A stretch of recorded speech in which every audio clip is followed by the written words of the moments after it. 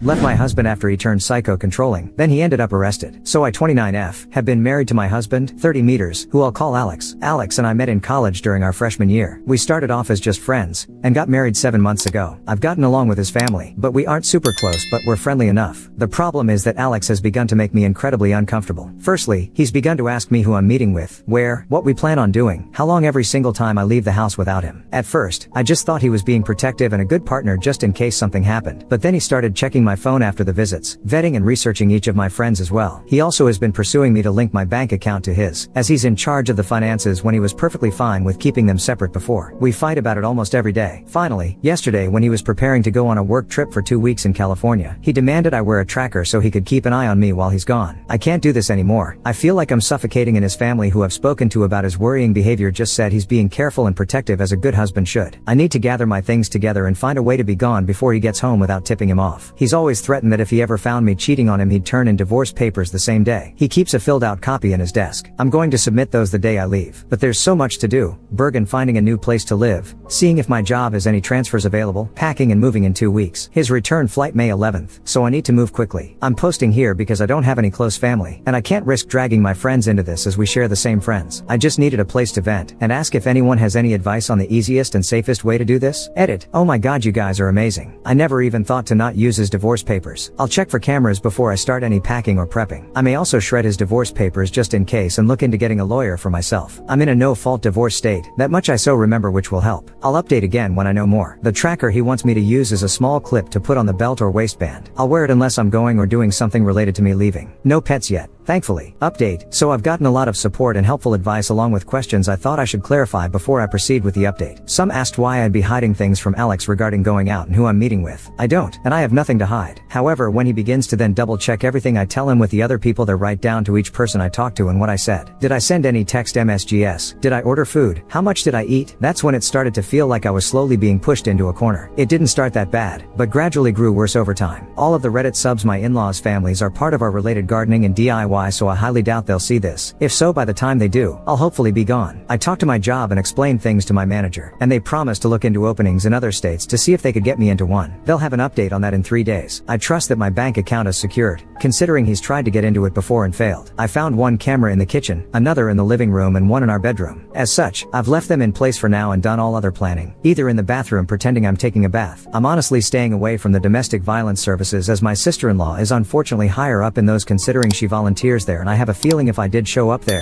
they would know in a heartbeat. I can't look for apartments until I get the update from my work, but either or I'm still gonna be leaving the state. The day before I do, I will be changing my number carrier and wiping my laptop and all of his electronics before I do. I've met with 2 lawyers so far and had them look over the paperwork my husband had prepared, and both said that it did have some clauses in it that could have caused me some trouble down the line. What alarmed all of us closed the fact that several of those clauses dealt with future children, and not as a hypothetical. Like several hair suggested, I have a feeling he fully intended on getting me pregnant to keep me trapped and tied to him. There are 3 other locations my job could send me to, and I have, as a precaution, begun looking into all 3 cities and housing in the areas. Just in case one of those, this is the one they send me to. Even if they don't have an opening that they can push me into, then I will just have to quit, move and figure things out on my own. I have enough money to live and survive for a few months until I can pick up another job. Unfortunately, all of our friends are mutuals and would likely be unaware of the consequences of saying or sharing anything I do or say with my husband. I don't have any surviving close family, and obviously my in-laws are not a good resource to rely on. I am on my own, unfortunately, other than the wonderful bonds I've begun to make here. I will update again if I get more information or something else happens. Otherwise, I'll update when my work gets back to me. I do plan on leaving before he returns, though, just to make sure that I'm not anywhere near here at that time. Update 2. Good news. My work has an opening I qualify for that will not only shift me across the country, but also comes with a salary increase as well. I've started telling my in-laws and friends that I'm planning a surprise outing for when my husband gets back for just the 2 of us. This way, people don't give me odd looks if they see me out and about. I've even gone as far as asking Mill to show me his favorite recipes. Meanwhile, I've found a moving company that, while small, is willing to work in a storm. The reason is in 5 days, we're supposed to get hit with a large storm front. I plan to shut off the breaker and say we lost power if he asks, just as several people here suggested, and even send him a short clip of of the storm. I will have all of my stuff moved that afternoon, and I will be flying out once the weather has cleared enough to do so. I have a lawyer who will push my divorce through, and I've filled out the necessary paperwork so that I don't have to be here for it. I'm not suing for assets or alimony, and I've shredded his divorce papers as well. I've set up a cheap payphone plan through Cricket until this is all said and done, at which point I will find a new carrier, number and phone. This one is being wiped and left behind. My laptop is provided by my work, and the IT department inspected it thoroughly and it was clean, thankfully. No other electronic aside from my laptop and new phone will be coming with me. If Alex needs to talk to me, he can do it through my lawyer. Not sure if anything else will happen. My fingers are crossed that he doesn't think anything's amiss until after I leave, and I'm not turning the breaker back on when I do. He can when he gets home. My work is covering the plane ticket, so that at least is one expense I don't have to finagle in. Update 3. I have 2 weeks to get away from my husband. It's been a busy week, but I've gotten so much done. Firstly, I am now out of the house and am currently in a hotel while I look for an apartment. It's a big city, bustling with people no matter where you look.